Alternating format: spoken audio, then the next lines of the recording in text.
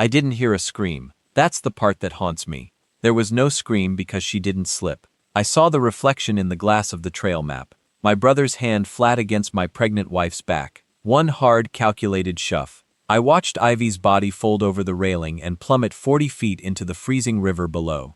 I didn't freeze. I didn't think. The billionaire CEO died in that second, and the Army Ranger woke up. I vaulted the rail and followed her down. Hit like, subscribe for more betrayal stories, and comment your city or country. The impact hit me like a sledgehammer to the chest.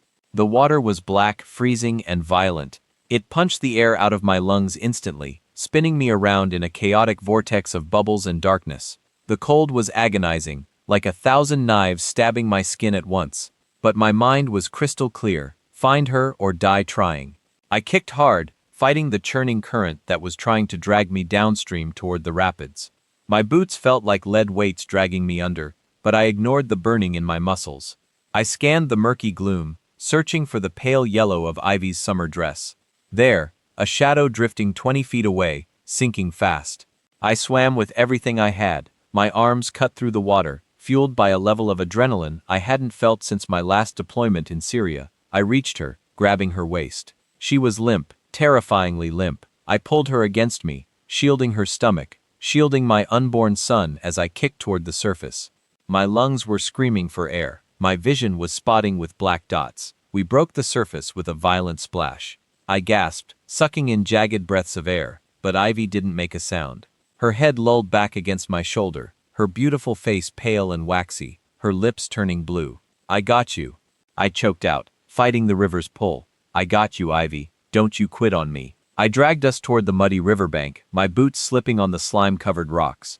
I hauled her body onto the grass, falling to my knees beside her. It was deathly silent down here, just the rushing water and the pounding of my own heart in my ears.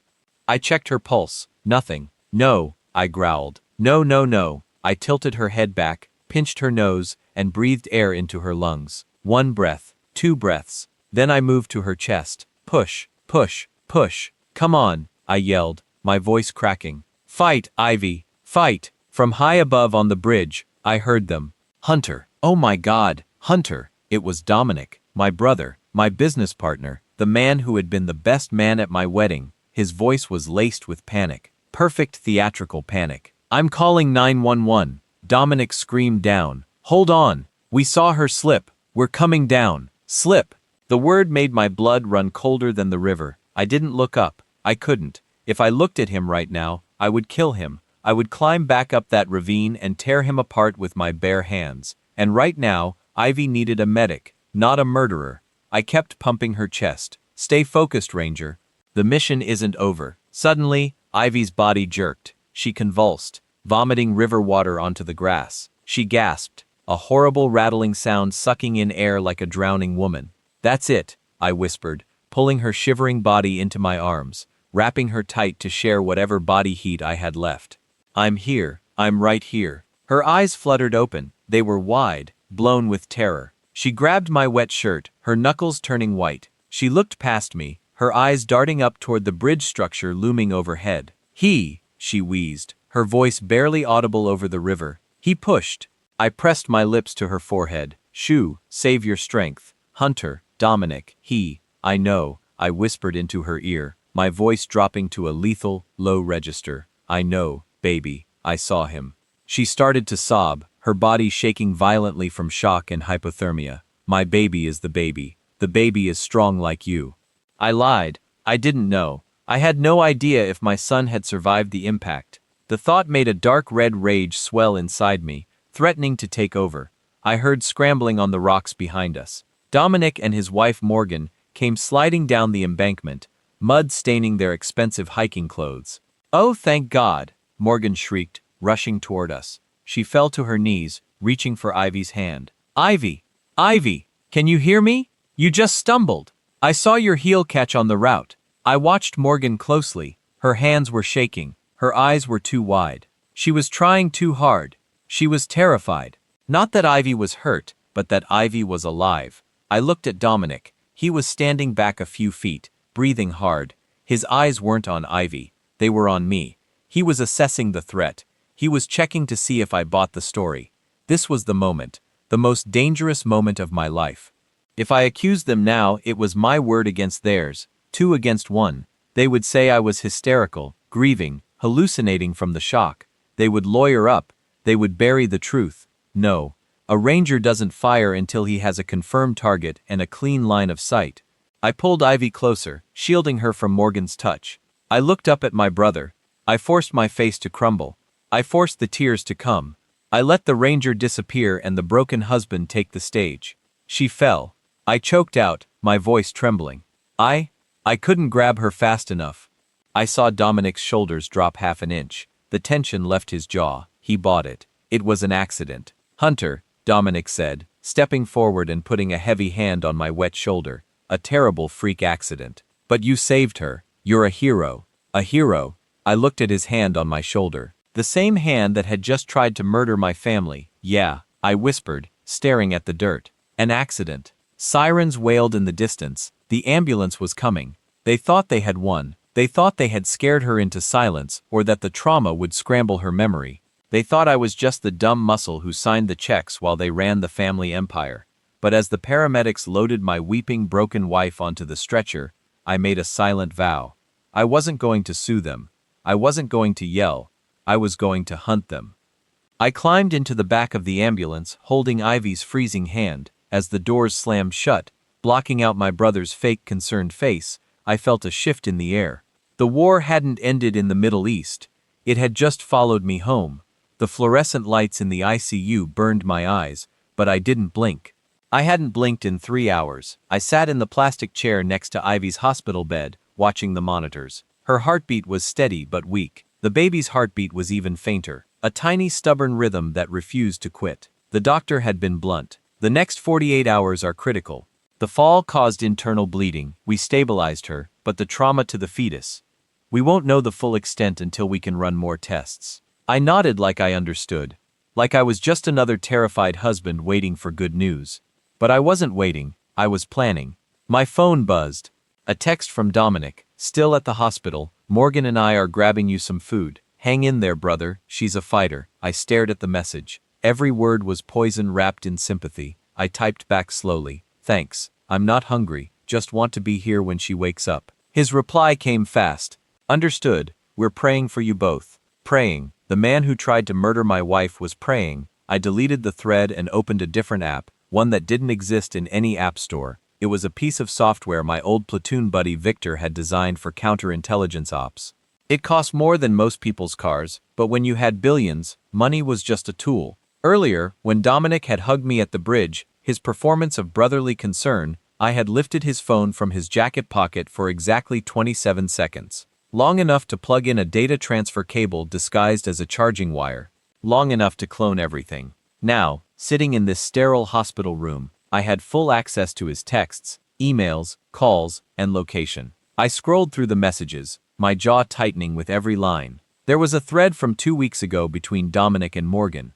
Dominic, the clause activates when the kid is born. If Hunter dies, fine. But if the baby survives, we're locked out forever. Morgan, so what do we do, Dominic? We make sure there's no baby. Accident during the trip. Remote location. No cameras. Morgan. And if she survives, Dominic, she won't.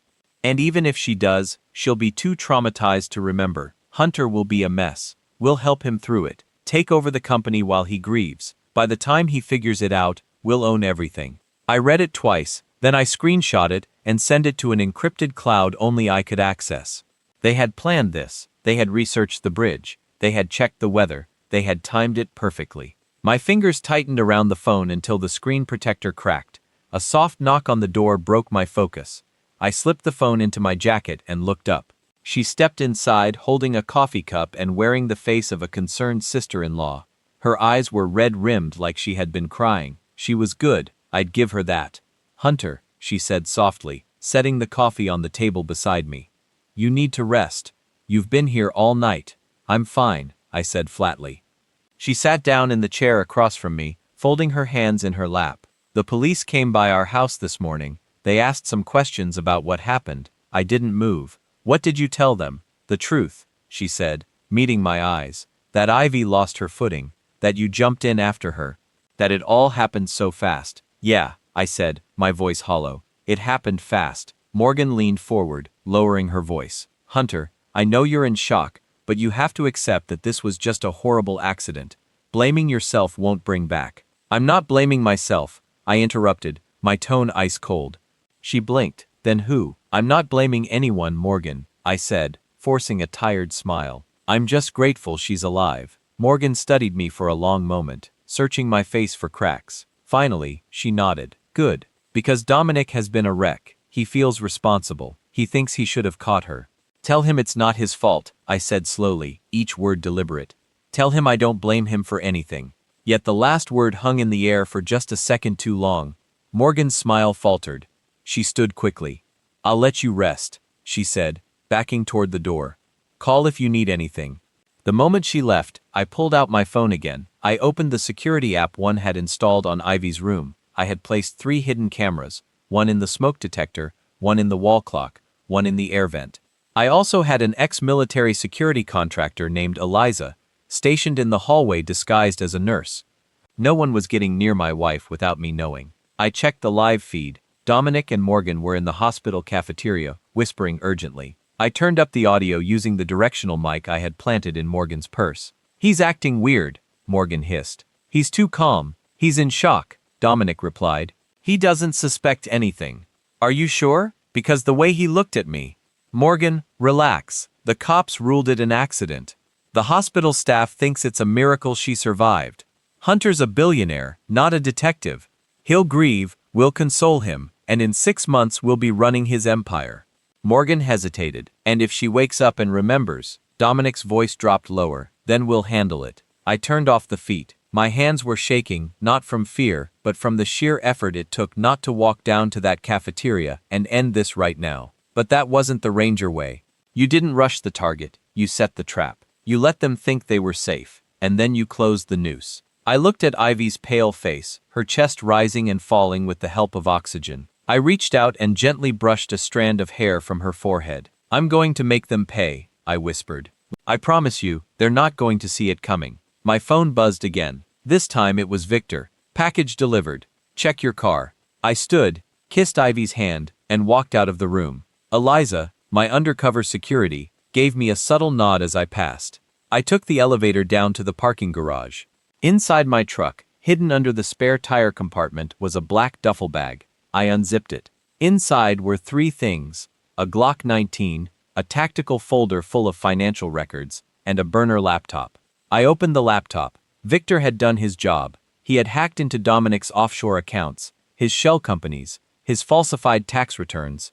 Everything I needed to financially destroy him was right here, but I wasn't going to use it yet. First, I needed to break them mentally. I needed them to turn on each other. I needed them to crack before I ever fired a single shot. I zipped the bag shut and climbed back out of the truck. As I walked back toward the hospital entrance, I saw them, Dominic and Morgan, standing by the sliding glass doors, pretending to comfort each other. Dominic saw me and waved. Hunter, we're heading home. Call us if anything changes. I waved back. I even managed a weak smile. Thanks for being here. I don't know what I'd do without family. Dominic put his arm around Morgan and nodded solemnly. That's what family is for, brother. I watched them drive away in their Mercedes.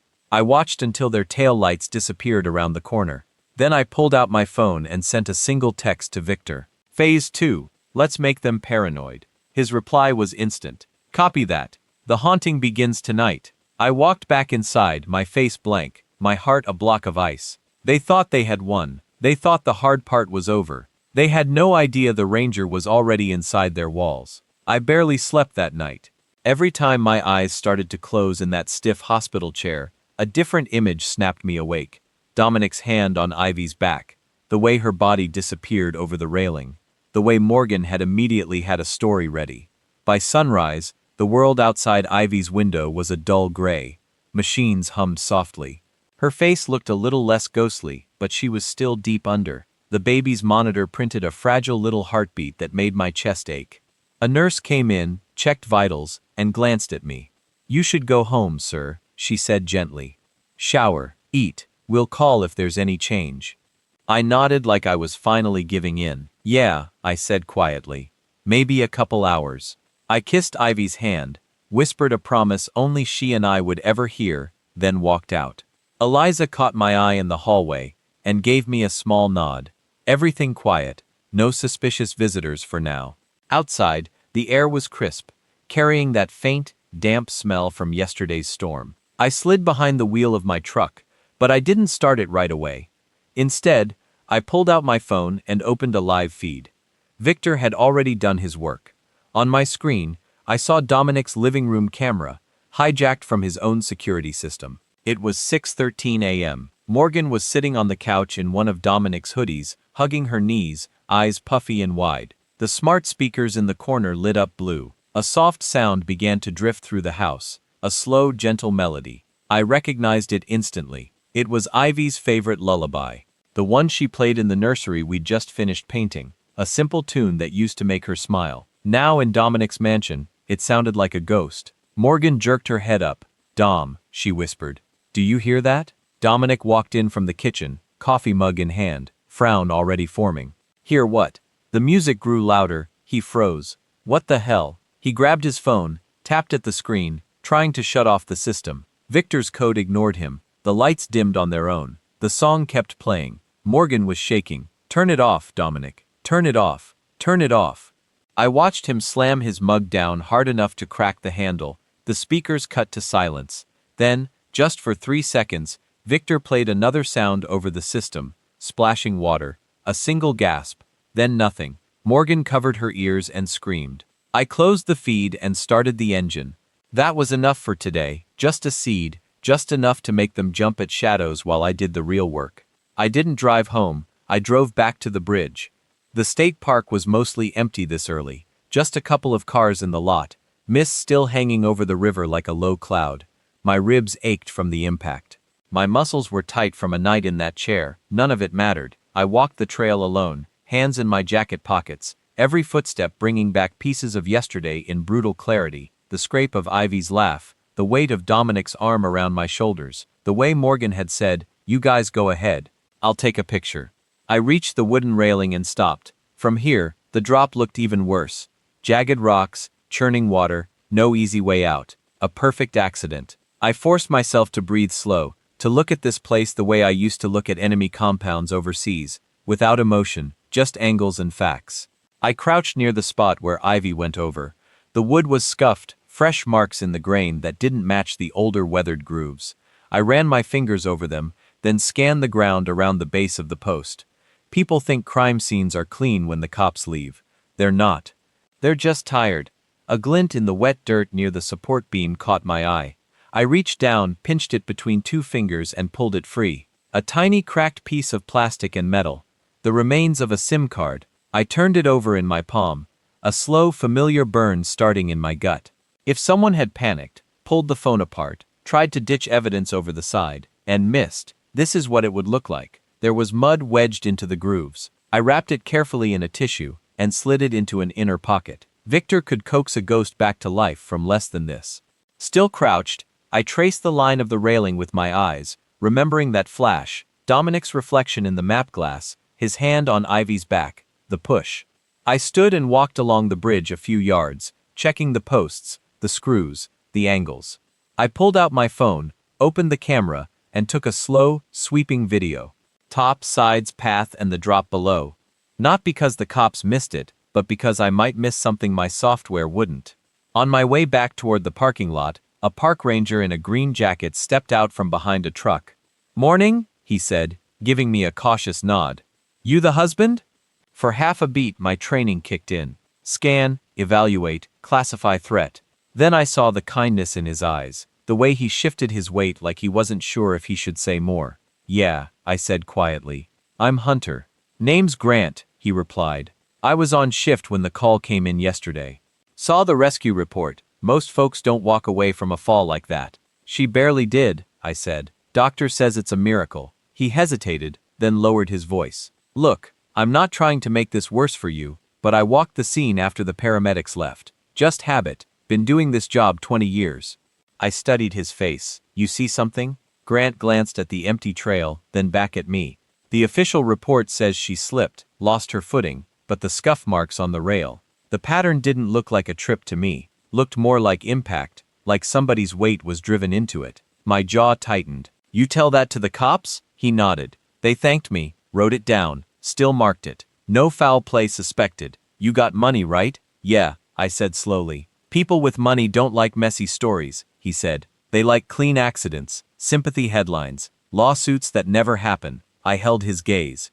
Do you think it was an accident? Grant shrugged one shoulder. I think rails don't bruise that way on their own, but I didn't see it, and I don't know your family. He paused. You want my advice? You keep your own record, pictures, notes. Don't rely on the report. Too late. I'd started the second my brother said. She slipped. I appreciate it, I said, and I meant it. He nodded once, then headed back toward his truck, leaving me alone with the river again. Back in my car, I pulled out the SIM piece and took a photo of it next to the railing shot, then sent both images to Victor with a single line. Tell me there's something in here. The reply didn't come right away. Victor didn't rush. He hunted code the way I hunted men. Slow, patient, thorough. On the drive back to the hospital, my mind replayed the text thread I'd found on Dominic's phone. We make sure there's no baby. The words felt like knives. This wasn't just about money. It was about my son not being allowed to exist because he blocked their access to a trust fund. Back in Ivy's room, the beeping monitors were the same steady rhythm. Sitting down, I let out a breath I hadn't realized I was holding. I talked to her even though she couldn't hear me. About the bridge, about Grant, about the lullaby playing in Dominic's house. I'm not going to storm in there, I murmured, brushing my thumb over her hand. I'm not going to scream. I'm going to tear their world apart so quietly they won't even know where to look. My phone buzzed. Victor, you're going to like this. His message read. SIM was almost dead, but I pulled fragments. There's a deleted thread between a burner number and Dominic's real phone. Coordinates. Timestamps. The phrase "no cameras" shows up 3 times, forwarding you a clean version now. A second later, the screenshots arrived. Pixelated in spots, but clear where it needed to be. Dominic, this spot works. No cameras. Old bridge. Slippery railing. Unknown. You sure the wife can't swim? Dominic, not from there. My hand tightened around the phone until my knuckles went white. There it was. Not enough for a courtroom yet, but enough to know beyond any doubt that I wasn't crazy. That what I saw in that reflection was real and planned and paid for. I leaned back in the chair, staring at the ceiling. They thought the river washed everything clean.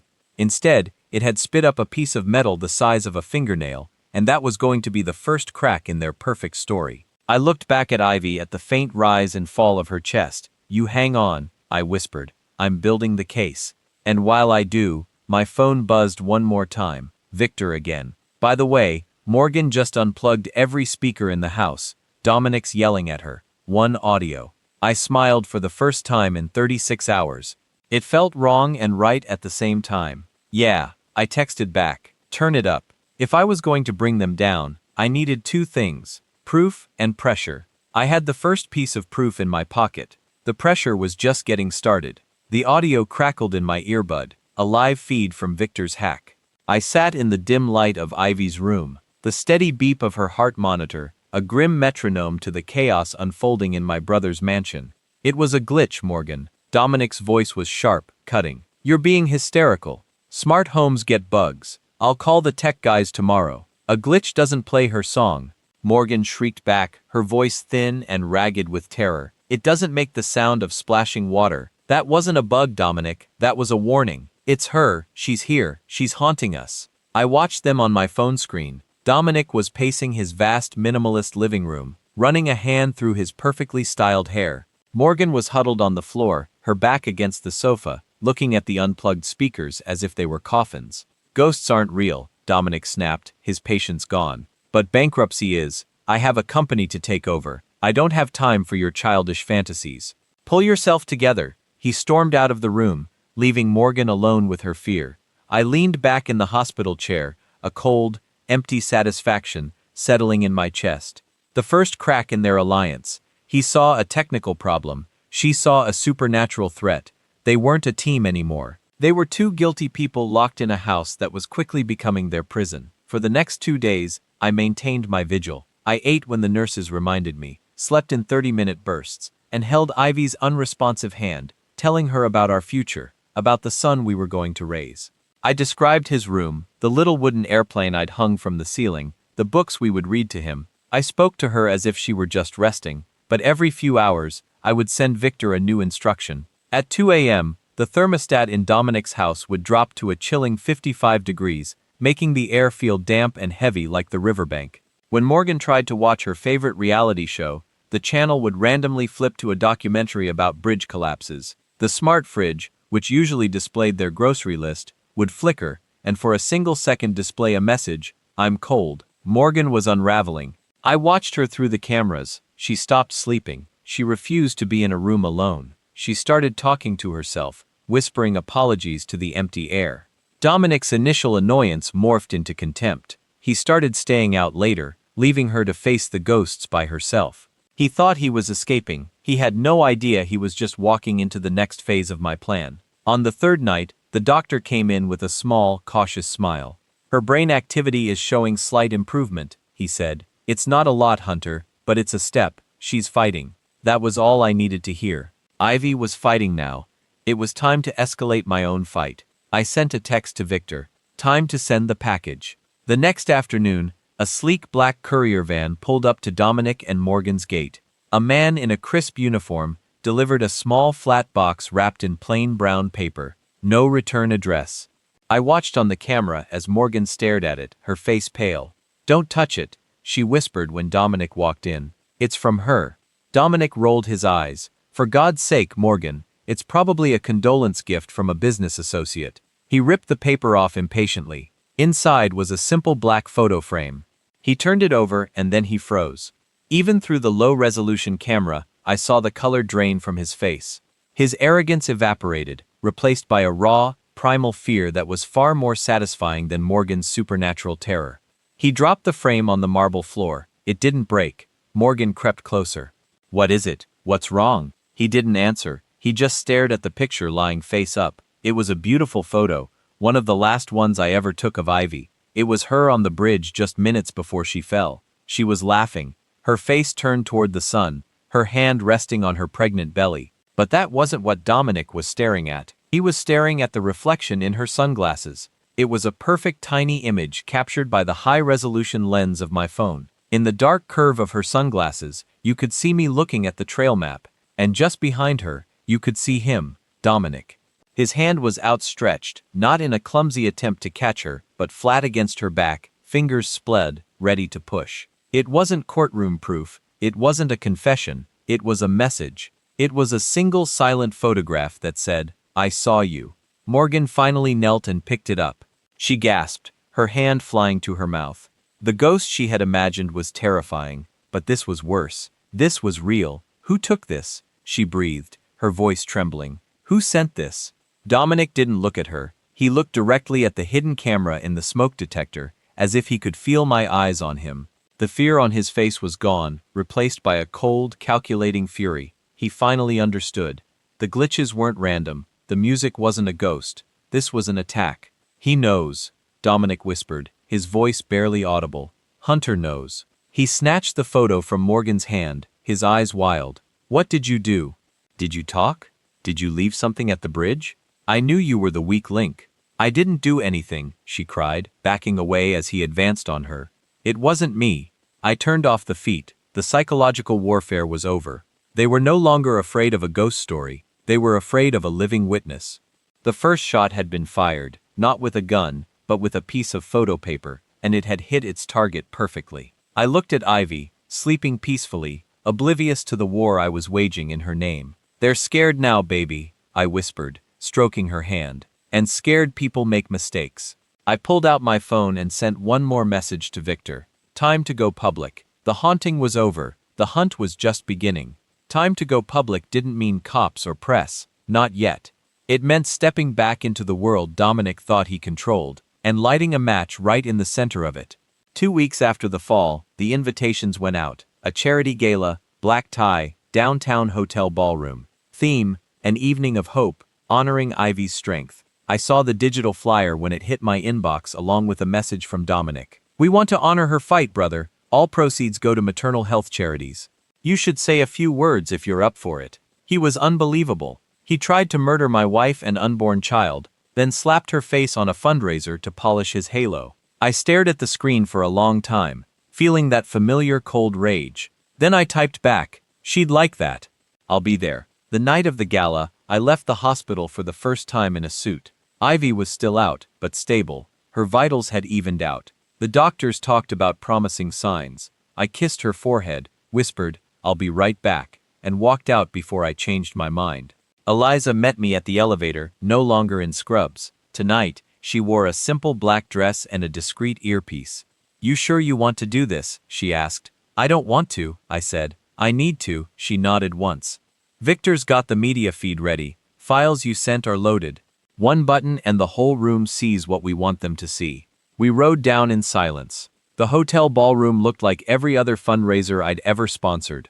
Soft lighting, floral centerpieces, men in tuxes, women in shimmering gowns, a silent auction table with frame certificates for beach houses and golf trips. My name was all over the place. The Hunter Foundation on banners, on the projection screens, even on the step and repeat where photographers snapped pictures of D-list celebrities and local politicians. But tonight, the man soaking up the attention was Dominic. He worked the room like a seasoned politician, shaking hands, laughing too loud, pulling people in close like they were part of some secret club. Morgan stayed half a step behind him, her smile frozen, fingers clenched tight around a champagne flute she never actually drank from. Our eyes met across the room. For a split second, everything went quiet, just me and him. Then he pasted on a grief-stricken expression and walked toward me, arms out. "There he is," Dominic said, pulling me into a hug that smelled like expensive cologne and lies. "How's our girl fighting?" I said. "Doctors say she's stubborn."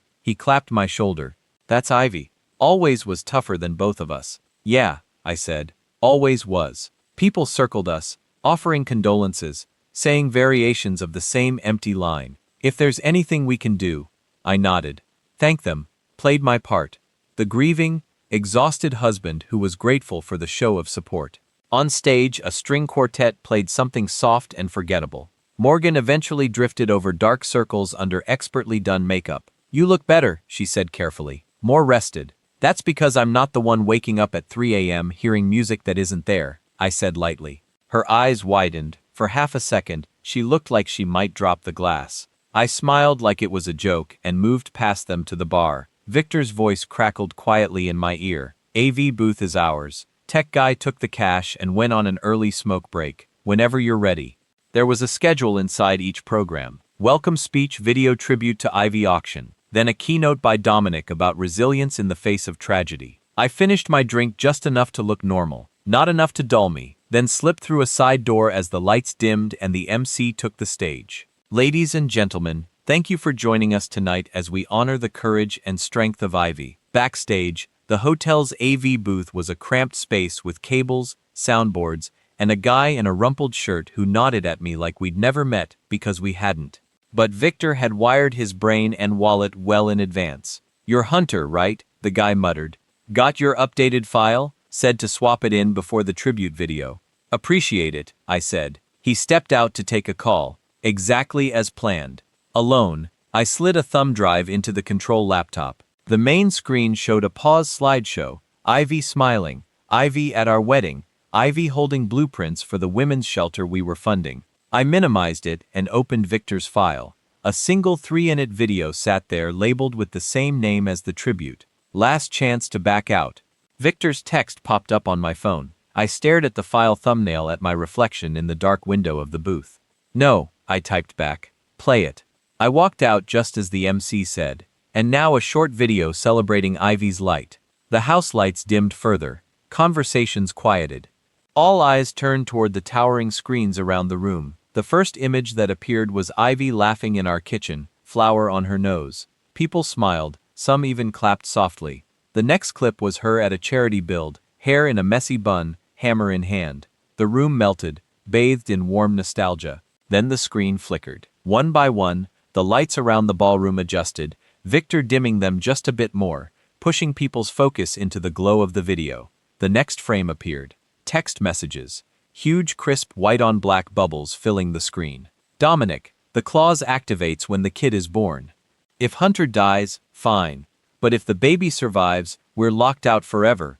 A murmur rippled through the crowd. The words held for a long, uncomfortable beat. Next message, Morgan. So, what do we do? Chair shifted.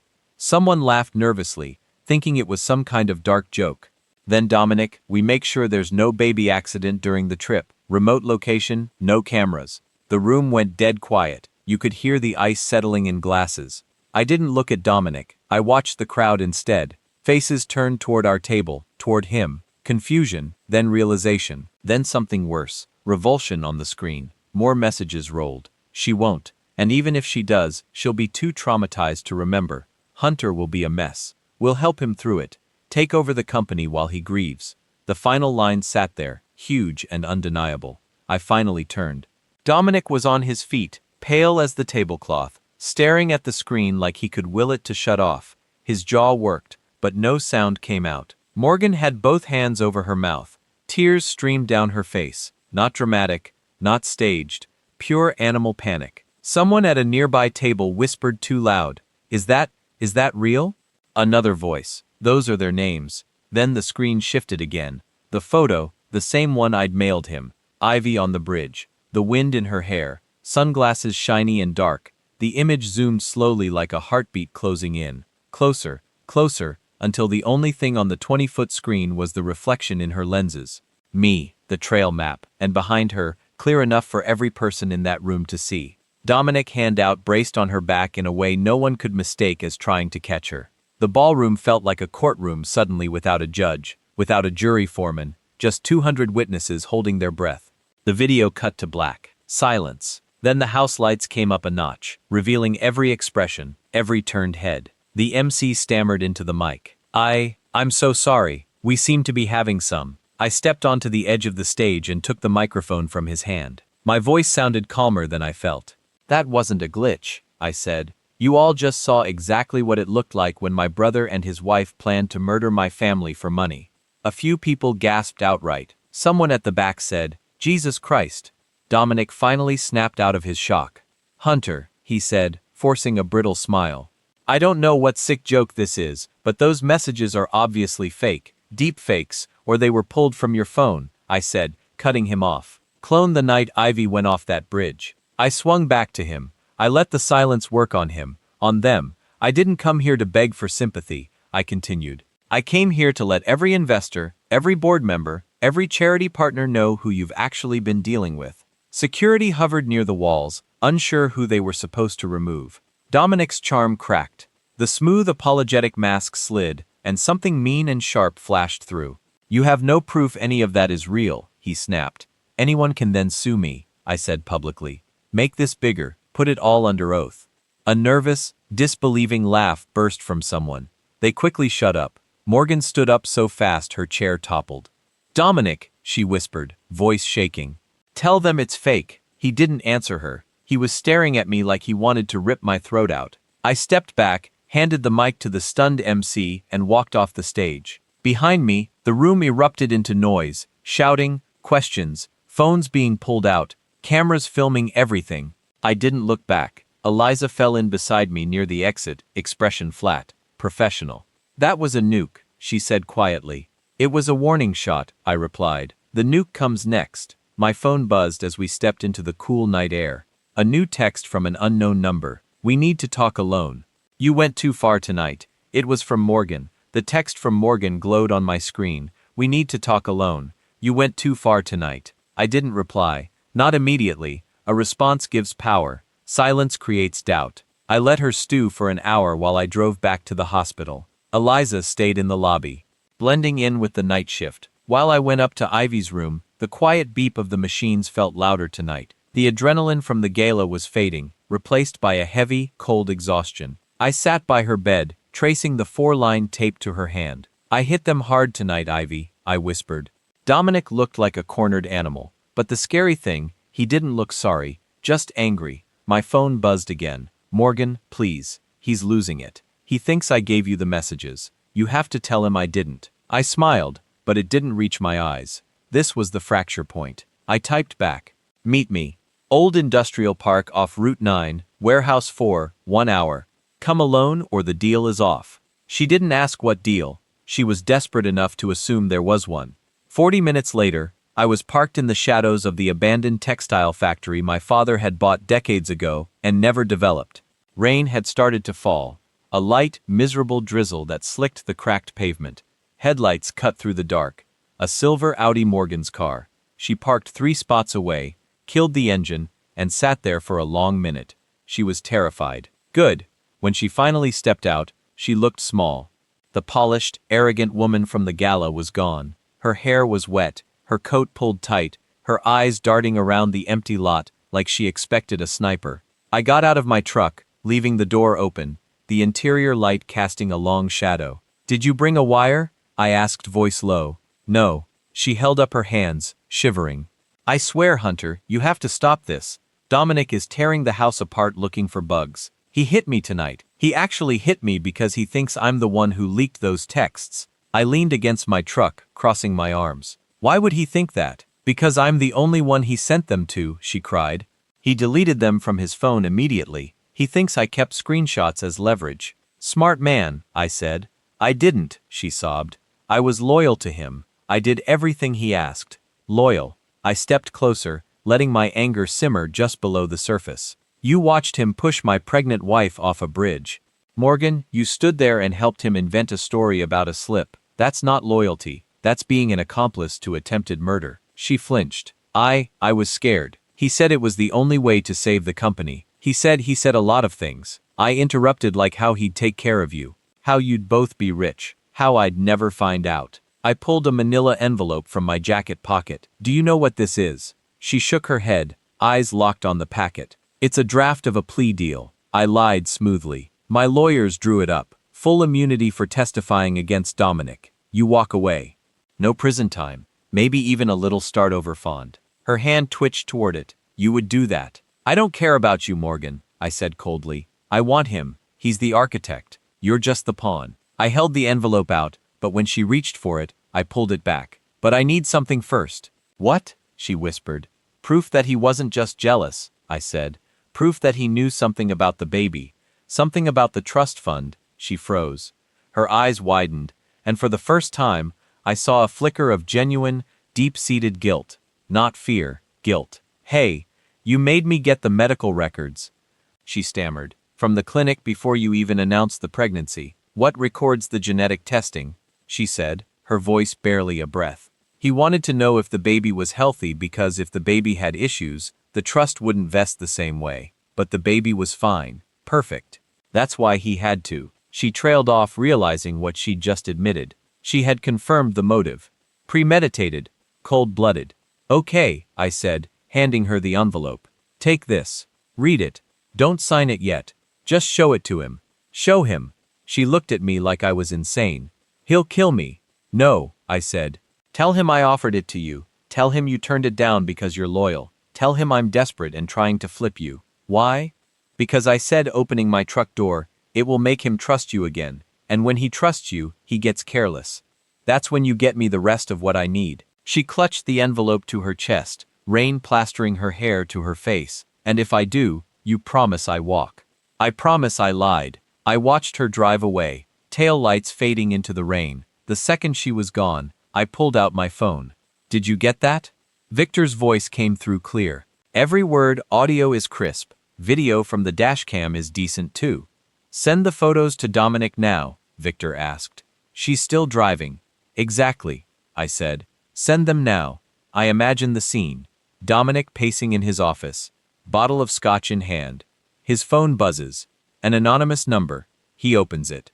A series of high-resolution photos taken from a telephoto lens across the parking lot. Photo 1. Morgan's car parked next to mine in a deserted warehouse district. Photo 2. Me handing her a thick envelope. Photo 3. Morgan clutching the envelope, looking terrified, but conspiratorial. No audio, no context, just the visual of his wife meeting his enemy in the dark, taking a package. "He's going to lose his mind," Victor said, sounding almost impressed. "He already has," I replied, starting the engine. "I'm just giving him a target. The rat was in the trap, and now the trap was about to snap shut." Back at the hospital, I walked into Ivy's room, shaking the rain off my coat. The night nurse looked up from her chart. "Mr. Hunter," she said, her voice tight. "Dr. Evans was just looking for you." My stomach dropped. "Is she okay?" Did something happen? She's awake, the nurse said softly. She woke up 10 minutes ago, but what? She's confused. The nurse said she's asking for you, but she's also asking about the test. The test?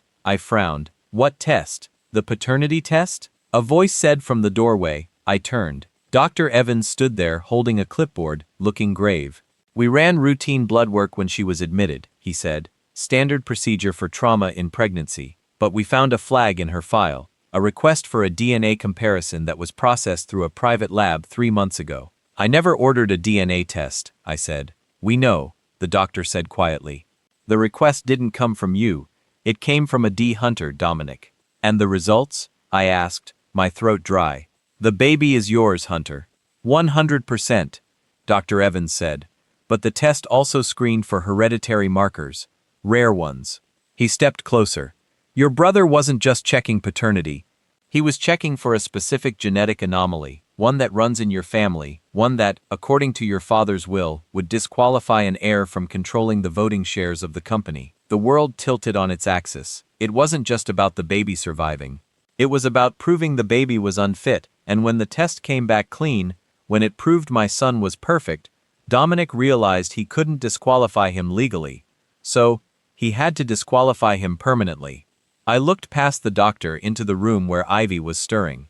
The game just changed. It wasn't just murder, it was a corporate hit job planned before my son even had a name. Can I see her? I asked briefly. Evans said, keep it calm. I walked to the bedside. Ivy's eyes were open, glassy, tired, but open. Hunter, she croaked. I'm here, I said, taking her hand. The test, she whispered. Dominic, he told me at the bridge before he pushed. What did he tell you? She squeezed my hand, weak but desperate. He said, your kid is too healthy for my retirement plan. Rage, pure and white-hot, flooded my veins. He had taunted her. He had gloated. My phone buzzed in my pocket. A text from Victor. Dominic just left his house. He's driving fast. GPS says he's heading toward the warehouse district. He thinks Morgan is still there. I looked down at Ivy. Rest now, I said, kissing her forehead. I have to go finish this. Hunter, she whispered, be careful. Careful is done, I said. I walked out of the room. Dominic was hunting a ghost in a warehouse, but the real threat was coming for him, and this time I wasn't bringing a camera. The rain had turned into a deluge by the time I got back to my truck. The wipers slapped frantically against the glass, fighting a losing battle against the storm. My phone lit up with a map, a red dot. Dominic was moving erratically through the warehouse district. He was driving in circles, likely screaming into his steering wheel, looking for Morgan, looking for me, looking for anyone to blame. But I wasn't going to the warehouse. I was going to the bank. Not a regular bank, a secure private vault facility downtown that handled high-value assets for the city's elite. It was 2 a.m., but when you have my level of clearance and the kind of leverage I was about to use, doors open. Victor, I said into the hands-free system. Is the kill switch ready? Ready and waiting, Victor replied, his voice calm against the static of the storm. But are you sure, Hunter? Once we execute this, there's no going back. You tank the stock, you freeze the assets, you burn the company to the ground to smoke him out. Do it, I said. Initiate the protocol at 9 a.m. sharp when the markets open. But right now, I need you to get me into the encrypted server of the family trust. Already in, Victor said, sending you the bypass key for the physical vault. I parked in the underground garage of the vault facility. The security guard, a retired Marine named Stan, who knew me well, looked surprised but buzzed me in without a word. Late night, Mr. Hunter. Early morning, Stan, I said, moving past him toward the steel elevators. Just need to check a file. Down in the sub, the air was cool and recycled. I scanned my palm, entered the bypass key Victor had sent, and the heavy steel door of box 40 for hissed open. Inside wasn't gold or cash. It was paper. Old paper. My father's original estate planning documents. The ones Dominic swore were destroyed in a flood at the law firm 5 years ago. But my father was paranoid. He had kept copies and he had told me on his deathbed, if Dominic ever gets greedy, check the box. I had never checked. I trusted my brother. I pulled out the leather-bound folder and flipped to the addendum dated 3 months before Dad died. My eyes scanned the legal jargon until they hit paragraph 14, section B. In the event of the primary heir's incapacity or death, Control of the voting share shall pass to the secondary heir, Dominic, provided that said secondary heir has no record of financial malfeasance or criminal activity. If such record exists, all assets revert immediately to a charitable trust managed by the board and the secondary heir is disinherited entirely. And then stapled to the back, a handwritten note in my father's shaky script. Hunter, I found the transfers. Dominic has been skimming from the Asia accounts. I covered it up to save the family name, but if he ever tries to take the chair, use this. Attached was a bank statement from 6 years ago. A transfer of $4 million to a shell company in the Caymans signed by Dominic. My breath hitched. Dad knew. He knew Dominic was a thief.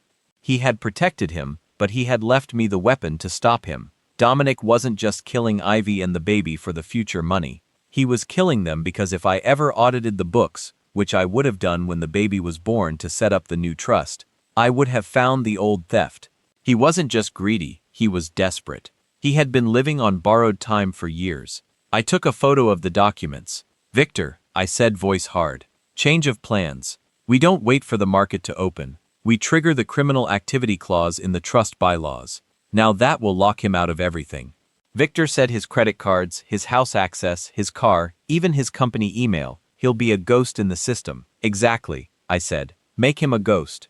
I walked out of the vault with the file under my arm. My phone buzzed. A notification from the tracking app. The red dot. Dominic had stopped moving.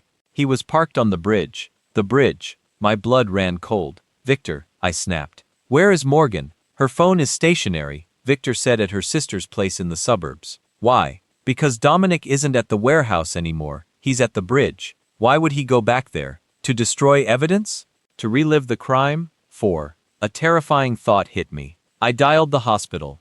Eliza, status quiet, she whispered. Ivy is sleeping. Nurse just checked her. Double the guard. I ordered and checked the perimeter. I have a bad feeling. I floored the truck, tires screeching as I peeled out of the garage.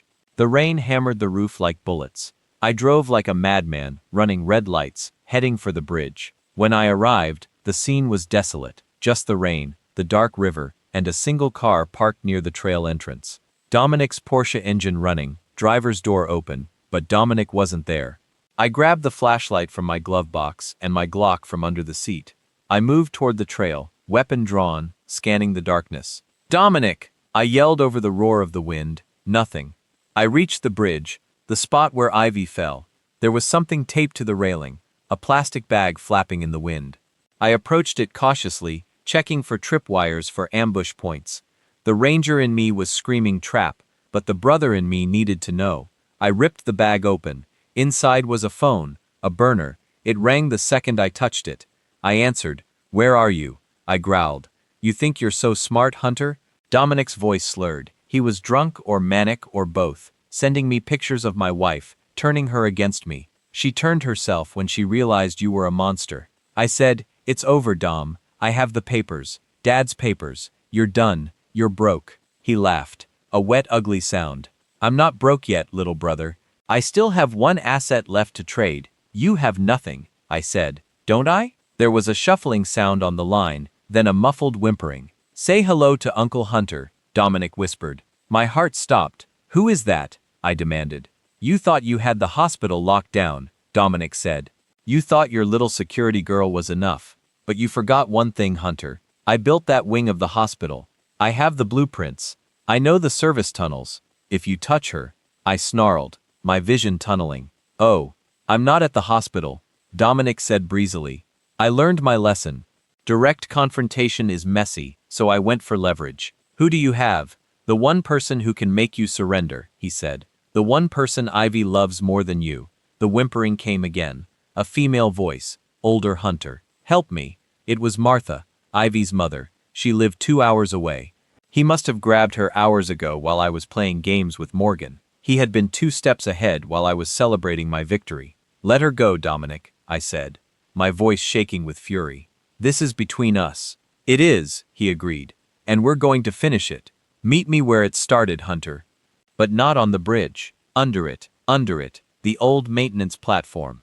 Access from the river road. Come alone. No Victor, no cops, or Martha takes a swim and she doesn't float as well as Ivy. The line went dead. I stood there in the rain. The burner phone crushed in my hand. I had played the long game. I had used psychological warfare. I had used the law, but Dominic had just flipped the board. He wasn't playing corporate chess anymore. He had gone full feral. I looked over the railing at the black water below. I had underestimated him. I thought he was a greedy coward. I was wrong. He was a desperate predator, and now I had to go down into the dark with him. I threw the burner phone into the river. "Victor," I said into my headset. "He has Ivy's mother. He's under the bridge. I'm calling SWAT." Victor said instantly. "No," I said, "he'll kill her before they even breach the gate." "This has to be me. Hunter, he's baiting you. It's a kill box." "I know," I said, checking the chamber of my Glock. "But I'm not walking in there as a CEO. What do you need?" "Cut the power to the entire park. Street lights, bridge lights, everything. Give me total darkness. Done in 2 minutes." I turned and headed for the steep, muddy trail that led down to the riverbank. The billionaire was gone. The ranger was going to work. The descent was brutal. Rain-soaked rocks turned into slick, treacherous footing. I slid more than I climbed, gripping exposed roots and rusted metal handholds bolted into the hillside decades ago. My boots fought for purchase on the muddy trail, and twice I nearly pitched forward into the dark, but the ranger training held balance, breath control, eyes forward. The roar of the swollen river grew louder as I descended. By the time I reached the riverbank, my jacket was soaked through. My hands scraped raw, but my grip on the Glock was steady. The old maintenance platform was a relic from when the bridge was first built. A narrow steel catwalk suspended under the bridge deck, accessible only by a rusted ladder chained to the support pylons. It was condemned, forgotten, and perfect for an ambush. I clicked my earpiece. "Victor, status, powers cut. Entire park is dark. Emergency services are getting calls, but dispatch thinks it's storm damage. You've got maybe 15 minutes before someone comes to investigate." "Copy," I whispered. "If I don't check in within 10, send everything to the feds. The documents, the audio, all of it." "Hunter, 10 minutes," I repeated, and switched off the mic silence except for the river and the rain. I approached the ladder. Rust flaked off under my fingers. The first rung groaned under my weight, but held. I climbed slowly, testing each step, weapon holstered but ready. Above me, the underside of the bridge was a cathedral of shadow and steel. Water dripped through the gaps in the deck, creating a constant pattering sound that masked footsteps. At the top of the ladder, the platform stretched out in both directions, a narrow grated walkway maybe 3 feet wide hugging the curve of the support beam. No railings, just open air and a 40-foot drop to the churning black water below. In the center of the platform, illuminated by a single battery-powered lantern, sat Martha, Ivy's mother, 63 years old. Silver hair plastered to her face, hands zip-tied behind her back, ankles bound to the chair, duct tape over her mouth. Her eyes were wide with terror, tears mixing with rain, and standing behind her, one hand gripping her shoulder, was Dominic. He looked like a corpse, eyes bloodshot, suit jacket soaked and torn, hair wild. In his other hand, he held a pistol, a snub-nosed revolver, pressed loosely against Martha's temple. "There he is," Dominic said, his voice, the hero, right on time. I stepped onto the platform, moving slowly, hands visible. "Let her go, Dom. This isn't her fight. Everything became her fight when you decided to destroy me." Dominic snarled. "You humiliated me in front of the entire city. You froze my accounts. You turned Morgan into a paranoid wreck. You even took my father's legacy and weaponized it against me." "You did that yourself," I said evenly, taking another careful step forward. The platform swayed slightly under my weight. "You stole from the company. You tried to kill my wife. You forfeited any right to sympathy. I built that company." Dominic screamed, his voice cracking. "While you were playing soldier overseas, I was closing deals, managing portfolios, keeping the empire alive. And what did I get? Second place. Always second. The spare air, the backup plan. So, you decided to eliminate the competition," I said, edging closer. "Starting with an unborn child." Martha whimpered behind the tape, her whole body trembling. Dominic's face twisted. "That baby was going to lock me out forever. You think I wanted this? I didn't want to push her, but you left me no choice." "There's always a choice," I said. "You just chose wrong." "Wrong." He laughed bitterly. "Wrong was trusting you to stay in your lane. Wrong was thinking you'd keep playing the dumb jock whose signs where I point. But you got smart, didn't you? You started digging. You brought in that hacker friend. You set traps. And you walked into every single one. I said, his jaw clenched. The gun trembled slightly. So what now, Hunter? You going to shoot me? Your own brother? I'm not going to shoot you, I said quietly. I'm going to let the system do it. Murder, attempted murder, embezzlement, kidnapping. You're going to rot in a cell. No, Dominic said, shaking his head. No, I'm not, because if I go down, I'm taking you with me. I planted evidence in your office. Emails, transactions. By the time I'm done testifying, the feds will think you were the one skimming funds, that you orchestrated Ivy's fall to fake your own victimhood. I'll say you've been setting me up from the beginning. No one will believe that, I said. Won't they? Dominic grinned. Manic and sharp. Rich husband, prenup disputes, life insurance policies. You're the one with motive, Hunter. I'm just the grieving brother trying to hold the family together. I took another step. We were 10 feet apart now. Let Martha go, I said. Then we settled this. Just you and me. You think I'm stupid? Dominic hissed. The second I let her go, you put a bullet in my skull. I'm not armed. I lied, raising my hand slowly. He squinted at me, suspicious. Show me. Lift your jacket. I hesitated. Then slowly I reached for the hem of my jacket, lifting it just enough to show my empty waistband. The Glock was tucked into a concealed holster at the small of my back, hidden by the angle. Dominic relaxed a fraction. Smart. You came to negotiate. I came to end this, I said, one way or another. Then here's the deal, Dominic said. You sign over your voting shares, transfer them into a holding trust, one control. You walk away from the company, from the board, from everything. And in return, Martha goes free, Ivy stays safe. You get to play house with your little family while I run the empire the way it was always supposed to be run. And if I refuse, Dominic cocked the hammer on the revolver. The sound was deafening in the small space. Then Martha gets baptized, permanent-like. Martha's muffled scream cut through the rain. Okay, I said quickly, raising my hands higher. Okay, you win, I'll sign. Dominic blinked, surprised. Just like that, I said. I'm not losing anyone else to your greed. You want the company? Take it, but let her go first. No, Dominic said. You sign first. I have the paperwork in my car. We walk up together, you sign in front of a notary app witness. Then she walks. How do I know you won't kill her anyway?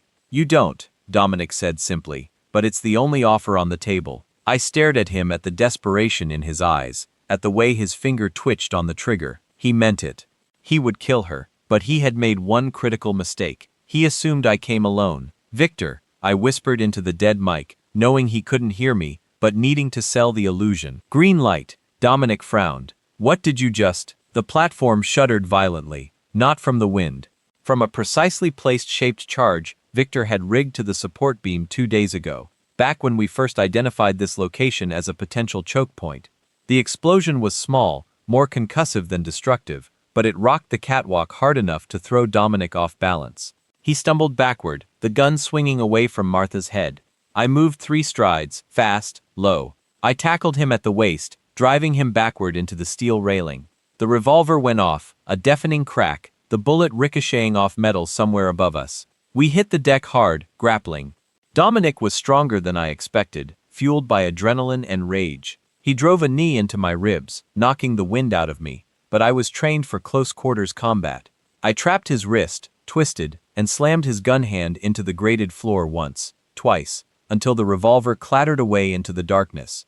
You bastard, Dominic gasped, clawing at my face. I pinned him, forearm across his throat. It's over. Behind us, Martha was sobbing, still tied to the chair, but alive. Dominic's eyes were wild, darting. You can't prove anything. It's your word against mine. Wrong, I said, reaching into my jacket. I pulled out a small recording device. I've been recording since I climbed up here. Kidnapping, extortion, confession to attempted murder. His face went white. You set me up. No, I said, hauling him to his feet. You set yourself up. I just gave you the rope. Sirens wailed in the distance. Red and blue lights flickered through the trees. Victor had called them the second the charge went off. Dominic sagged in my grip, defeated.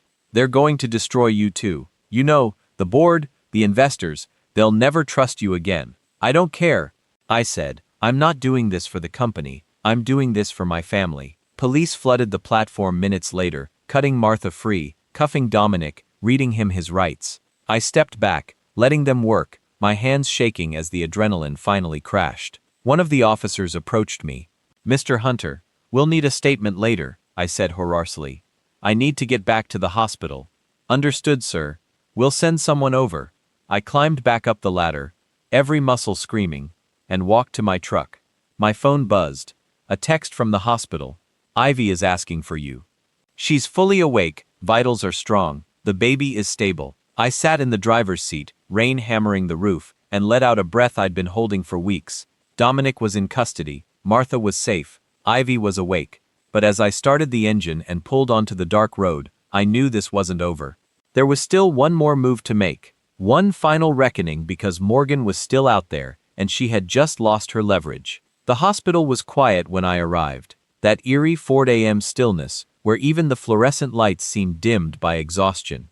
I moved through the corridors on autopilot, my wet boots squeaking on the polished floors, my ribs aching with every breath. Eliza met me at the elevator, her face tight with concern. "You look like hell." "Feel worse," I muttered. "Status Ivy's stable. Doctor cleared her for visitors. She's been asking for you non-stop." Eliza paused, studying my face. "But there's something else." My hand instinctively moved toward the concealed holster. "What?" "Morgan called the hospital 30 minutes ago. Asked if Ivy was awake. The nurse thought it was a welfare check. Gave her the room number before I could intercept." Ice flooded my veins. "Where is Morgan now?" "Her phone's off, no GPS. She went dark right after the call." I pulled out my phone, texting Victor. "I need eyes on Morgan. Last known location, vehicle, everything." His response came back in seconds. "Already tracking. Her car is parked 2 blocks from the hospital, engine cold. She's been there at least 20 minutes. 20 minutes. She was already inside. Locked down Ivy's floor." I snapped at Eliza. "No one in or out without biometric clearance. Get hospital security to sweep every stairwell, every storage room." Every Zod scream cut through the quiet. High-pitched, terrified. It came from Ivy's floor. I ran. The stairwell door slammed open as I hit the landing, my legs burning, heart hammering against my cracked ribs. Eliza was right behind me, radio crackling as she called for backup. When I burst through the door to the ICU wing, chaos had already erupted. Nurses were huddled behind the station desk. A security guard was on the floor, clutching his shoulder, blood seeping between his fingers, and standing in the middle of the hallway, wild-eyed and trembling, was Morgan. She had a scalpel in one hand. The other hand gripped the arm of a young nurse, barely out of school by the look of her, using her as a human shield. "Stay back," Morgan screamed, her voice cracking. "I just want to talk to her. I just need 5 minutes." I raised my hand slowly, stepping into her line of sight. "Morgan, look at me." Her eyes snapped to mine, red-rimmed. Mascara streaked down her cheeks. She looked like she hadn't slept in days. "Hunter," she gasped, almost relieved. "Tell them to let me through. I need to see Ivy. I need to explain. She has to understand." "Understand what?" I asked, keeping my voice calm, steady. "That you watched your husband try to kill her, that you helped cover it up?" "I didn't have a choice." Morgan sobbed, the scalpel shaking in her hand. He said, "If I didn't go along with it, he'd ruin me. He'd tell everyone about the affair, about the money I took from the charity fund. I was trapped." The young nurse whimpered, tears streaming down her face. "Let her go," I said gently. "She didn't do anything to you, neither did I," Morgan shrieked. "I didn't push her, that was all Dominic. I just stood there. I didn't know what else to do." "You called 911, I said. "You could have told them the truth and lose everything." She laughed bitterly. "You don't understand what it's like, Hunter. You've always had money. You've always had power. I married Dominic to escape a trailer park and a mother who drank herself to death. I wasn't going to throw that away. So, you let an innocent woman almost die instead?" I said, my voice dropping to a cold edge. Morgan's face crumpled. "I'm sorry. I'm so sorry, but I can fix this. If I can just talk to Ivy. If I can explain what a weak voice called from down the hall." Everyone froze. Ivy was standing in the doorway of her room, one hand gripping the four-pole for support, her hospital gown hanging loose on her thin frame. Her face was pale, but her eyes, those fierce, beautiful eyes, were locked on Morgan, with a clarity that cut through the madness. "Ivy, no." I started toward her, but she held up a hand. "I want to hear this," Ivy said, her voice, but steady. "I want to hear what you think you can explain." Morgan's grip on the nurse loosened slightly. Ivy, I never wanted you to get hurt, I swear. I tried to talk him out of it. Liar, Ivy said flatly. Morgan flinched. You stood on that bridge. Ivy continued, taking a slow, painful step forward. And you smiled at me. You told me the view was beautiful. You told me to get closer to the edge so you could take a picture. And when I turned my back, you didn't scream, you didn't warn me, you just watched. I was scared, so was I. Ivy's voice broke raw and guttural. I was terrified. I felt his hands on my back, and I knew it wasn't an accident. And as I fell, the last thing I saw was your face. And you weren't scared, Morgan, you were relieved. Morgan shook her head violently, tears streaming. No, I knew, wanted me gone, Ivy said, her voice trembling with rage. You wanted my baby gone, because as long as we existed, you and Dominic were just parasites, living off Hunter's success.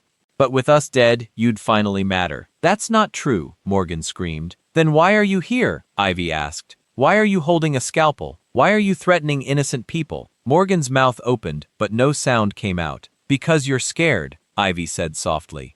Because Dominic got arrested and now you're alone, and you know there's no way out, so you thought if you could get to me, if you could silence me, maybe, just maybe, you could still walk away. Morgan's hand trembled violently. The scalpel slipped slightly in her grip. But you can't, Ivy said. Because I remember everything and I'm going to testify and you're going to prison. Something inside Morgan snapped. Her face went blank. Her grip on the nurse tightened. The scalpel rose and then I moved. I closed the distance in 2 strides, catching Morgan's wrist mid-swing. The scalpel clattered to the floor. The nurse broke free, stumbling backward into the arms of another security guard. Morgan collapsed, sobbing. All the fight drained out of her. I'm sorry. 2 officers appeared from the stairwell, hauling her to her feet, reading her rights as they cuffed her. She didn't resist. She just kept repeating the same hollow apology over and over like a broken record. As they dragged her away, she looked back at Ivy one last time. I really am sorry, she whispered. Ivy didn't respond. She just turned and walked back into her room, her shoulders shaking. I followed her inside, closing the door behind us. She made it 3 steps before her knees buckled. I caught her, guiding her back to the bed, and she clung to me, sobbing into my chest. I thought she was going to kill that girl. Ivy gasped. I thought she's gone, I murmured, stroking her hair. It's over. Dominic's in custody. Morgan's in custody. It's over. Ivy pulled back, her tear-streaked face searching mine. Is it really? I hesitated because the truth was I didn't know. There were still loose ends, financial audits, legal battles, media fallout. The company was in chaos. The board would demand answers, investors would panic. But as I looked at Ivy, bruised, exhausted, but alive, I realized something. I didn't care about the company anymore. I didn't care about the empire, the legacy, the billions. I cared about this, about her, about the tiny heartbeat still fighting inside her. Yeah, I said, finally pulling her close. It's really over. She rested her head against my chest, and for the first time in weeks, the hospital room felt quiet, peaceful. Outside, dawn was breaking over the city. The storm had passed, but somewhere in the back of my mind, a small, cold voice whispered a warning. Dominic was in a cell. Morgan was in a cell, but they still had lawyers. They still had allies. They still had one final card to play. And I had a feeling the worst was yet to come. The worst didn't come with bullets. It came with subpoenas. Within days of the hospital siege, the story broke.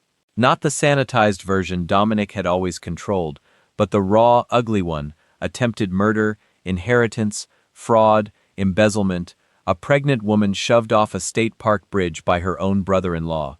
Reporters camped outside the hospital. Talking heads on TV debated my sanity, Dominic's guilt, Ivy's miracle survival.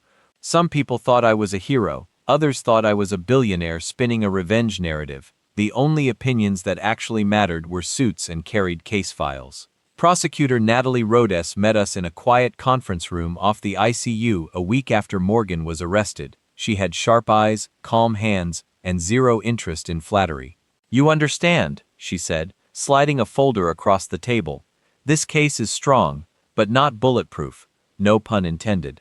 I flipped it open. Photos of the bridge, the text messages Victor had pulled, the SIM card forensic report, the financial records from my father's vault, My own recorded audio from under the bridge.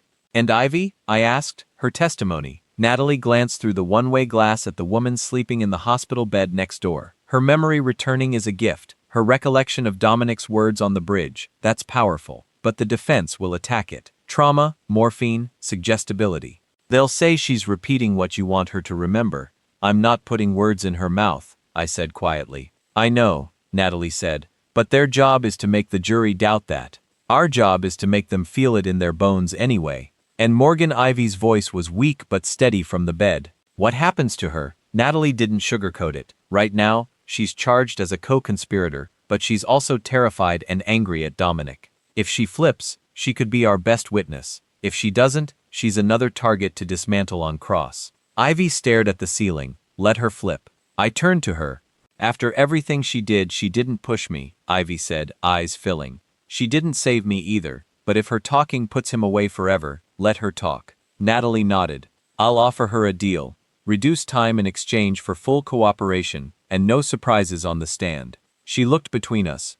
You two need to decide what justice looks like.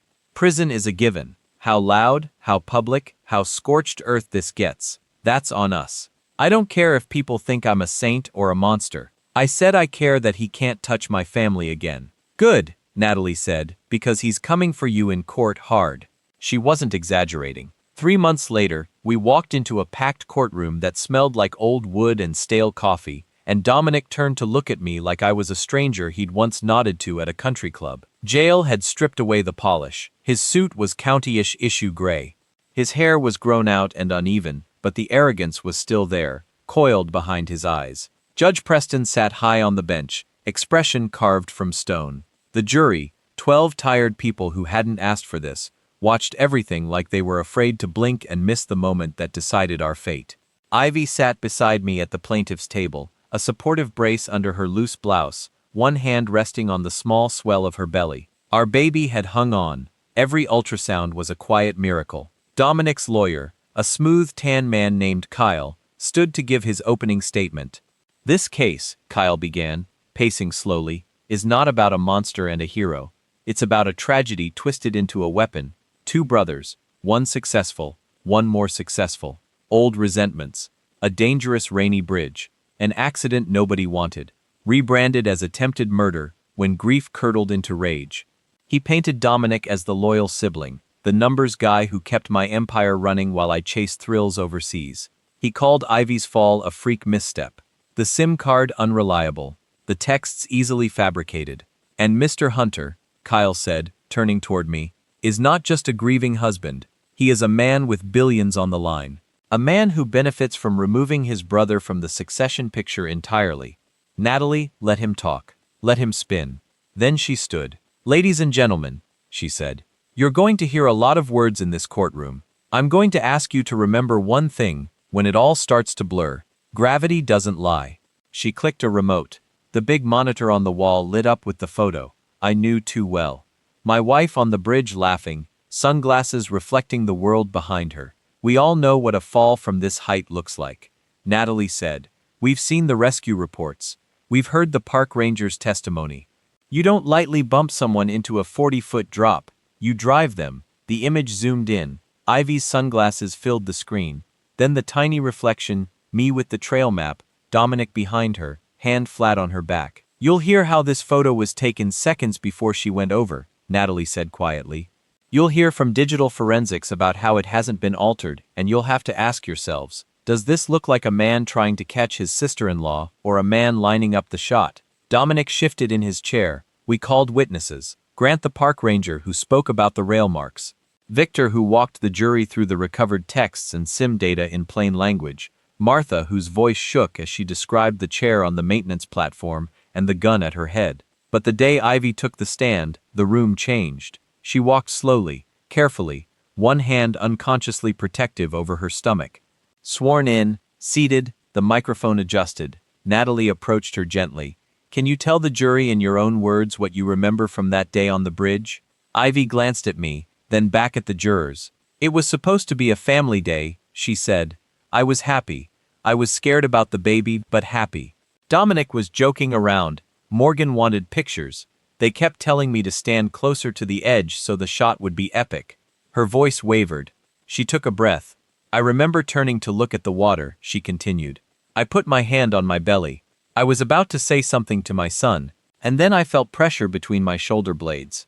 Hard, not a bump, a shove. Did you lose your footing? Natalie asked softly. No, Ivy said, meeting the juror's eyes. My feet left the ground. Someone lifted my center of gravity and threw it forward.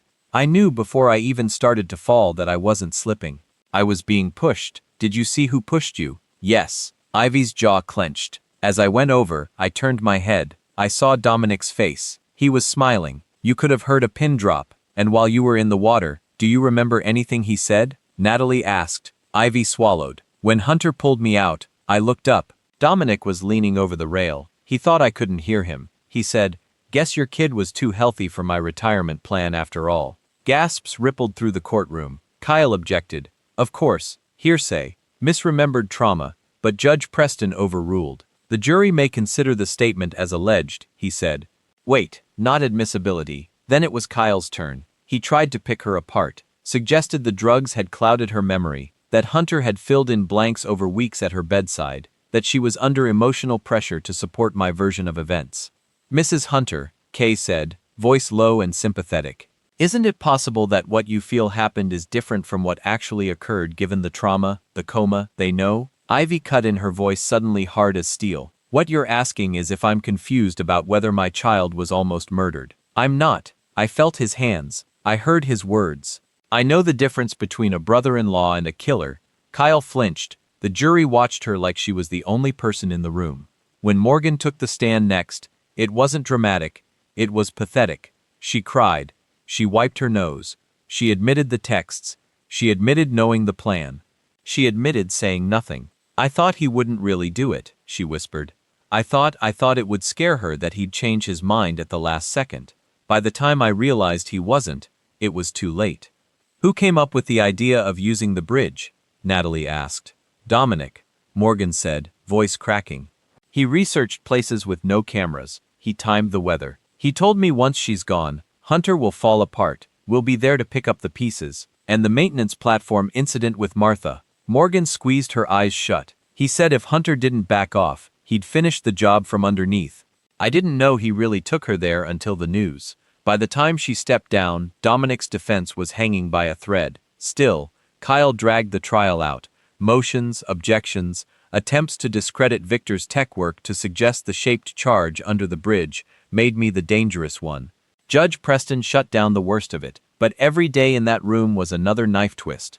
On the final day of testimony, as we waited for closing arguments, Dominic turned in his chair and looked straight at me. There was no pretense left, no brotherly warmth, just cold hatred. You think this ends with a verdict? He murmured, too low for the mics. I didn't answer. He smiled faintly. You burn the empire to save your little family. Let's see if they thank you when the dust settles. Before I could respond, the bailiff called the room to order. Court will reconvene for closing arguments, Judge Preston said. Then the jury will be instructed and begin deliberations. I reached for Ivy's hand under the table. She squeezed back. Whatever the jury decided in that room, one thing was already true. We were never going back to the life we had before the bridge. The jury deliberated for 5 hours. In a case with this much complexity, financial records, digital forensics, family drama, 5 hours is nothing. It usually means one of two things. They are hopelessly deadlocked or they made up their minds before they even walked into the room. When the foreman stood up, he didn't look at Dominic. He looked at Ivy. In the matter of the people versus Dominic Hunter, he read, his voice steady in the silent courtroom. We find the defendant guilty on all counts. Attempted murder in the first degree, kidnapping, extortion, grand larceny. Dominic didn't scream. He didn't lunch. He just sat there turning into a statue as the reality of a life sentence without parole crashed down on him. Morgan took a plea deal. 7 years in minimum security for her testimony and cooperation. It wasn't enough for some people, but it was enough to ensure she never came near us again. As the bailiffs cuffed Dominic, he looked back one last time. Not at me. At the empty air where his future used to be. I didn't feel triumph. I didn't feel joy. I just felt quiet. 3 years later, I stood on the deck of the cabin, watching the sun dip below the tree line. The air up here was thin and clean, smelling of pine and wood smoke. No city smog, no boardrooms, no press conferences. We had sold the penthouse, sold the shares, sold the entire controlling interest in Hunter Corp to a private equity firm. The check itself was staggering, enough money to cover 10 lifetimes, but I placed nearly all of it into a blind trust dedicated to charitable grants. I kept just enough to build this place, enough to disappear completely. Dada, look! I turned around. A toddler with messy brown hair and Ivy's same fierce eyes came sprinting across the grass, holding up a muddy rock as though it were a precious diamond. "Whoa!" I said, kneeling down to examine it properly.